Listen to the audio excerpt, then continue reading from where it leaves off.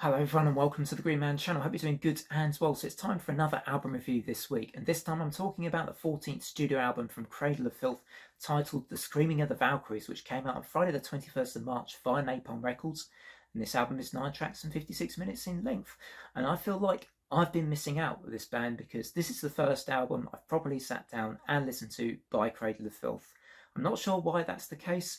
Possibly, maybe I've been slightly put off by the theatrics or the impression that I've just had of this band over the years, perhaps falsely, that I wouldn't enjoy this kind of music. And I've been proven well and truly wrong with this record. And I think the thing that really impressed me with this one is just how coherent it is, despite all the different metal things I can hear going on. And for me, a lot of different styles. And yet, the album's really streamlined, and the way the songs develop is still interesting.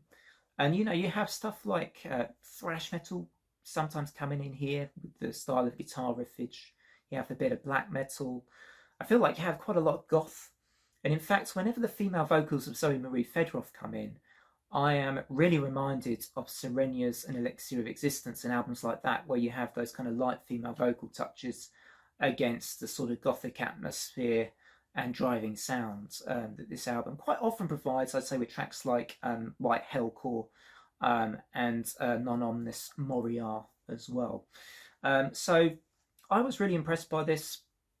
I would also say that they have a sound that has an element of the Tribulation gloom about it. Now, I know Tribulation are a later band. I think they were formed later than Cradle of Filth, but they do remind me a bit of that sound. So I'm not sure whether Tribulation have influenced Cradle of Filth in their later years or whether Cradle of Filth have influenced Tribulation, because I can really hear those, but the Tribulation coming through on this particular record. There's just that heavy kind of goth and doom and gloom about it. But this one is a bit more fun. It's got a certain lightness about it because I think of the horror elements, the kind of the shrieks and screams are sometimes almost comedic on this record, but the light-heartedness is welcome here, because I think it just works with the element of theatrics and what is being offered by this record. So let's go into some of the songs on this album before I give you my final score for the album. So To Live Deliciously, a really infectious, fun number, where Danny Filth, the way he's singing that chorus, he's singing it in a gleefully gruesome way, which is kind of entertaining, but also very, very memorable. And, I've read some people say they think this track is a weak one on the album, but for me, it's very memorable and works well being an opening song, I think, because it's memorable, because you kind of you're going to remember that one. And so you kind of become curious about the rest of the record. I also really enjoyed the Trinity of Shadows, which I thought sort of gave even some Iron Maiden-esque moments in the track. It gave some thrashiness, and once again you had sort of quite a heavy gothic atmosphere about the song as well. Non Omnis Moria, as the song that I mentioned earlier, I think that reminds me of Serenia's An Elixir of Existence. White Hellbore, again, brings you some thrash and black metal riffage, which is bound to stir your soul back into life. When Misery Was a Stranger, I feel like calls on a sort of Bobby Ellsworth overkill vocal delivery from Danny Filth as he delivers some of the vocals in that particular song.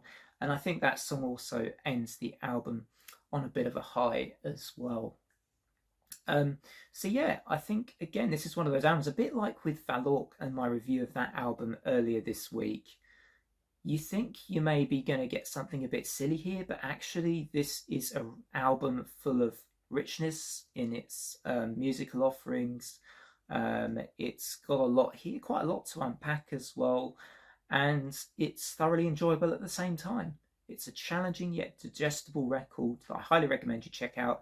Maybe if you're new to Cradle of Filth like me, you'll enjoy this. And I don't know if you're long-time Cradle of Filth fans how this one compares for you to previous albums in their discography. Maybe let me know in the comments. Otherwise, for me, this album can only get one score as far as I'm concerned, and that is a Green Man 9 out of 10, the second one. that's been given this week, as well as the Averse record. So do let me know what you guys thought of this album. Let me know down in the comments. Otherwise, from me, until the next time, don't forget to drop a like and a sub, and bye for now.